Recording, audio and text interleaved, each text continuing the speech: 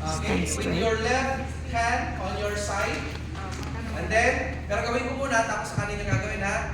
Tapos with your right leg yan, okay, flex, perpendicular with your other arm yan. Tapos, I will count up to 15 seconds.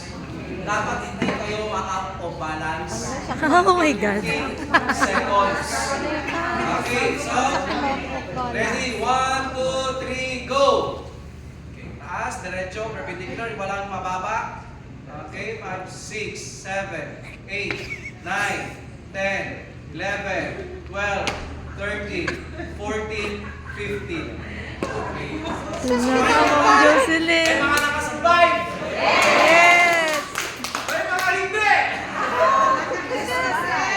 Okay. Sabihin ko, ano ibig sabihin mo lang? Okay. Ang ibig sabihin po noon, that you cannot maintain that position, okay, na kayo ay still na nakabalance, you have poor CNS integrity. Central Nervous System.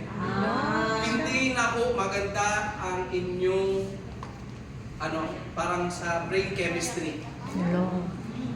At karamihan mo niya na pinapagawa na pagpapagawa, papaumpisa pa lang, gagawa, tapos mamaya ulit ipagawa, kagano ulit siya. As long as na parang hindi ka puyat, hindi ka niyaan, tapos every time na lang ipagawa sa'yo at nakakabalas ka, hindi mo na-reach ang 15 seconds, especially karamihan sa lalaki, nangyayari ko yan, prone po sila for stroke.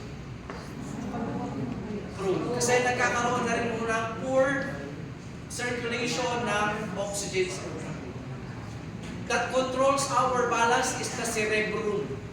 Cerebrum is responsible, cerebellum is the responsible for your balance. At yun yung nagkakaroon ng problema. Yun yung sa mga na-stroke, doon na-apektuhan. Ayan. Ha?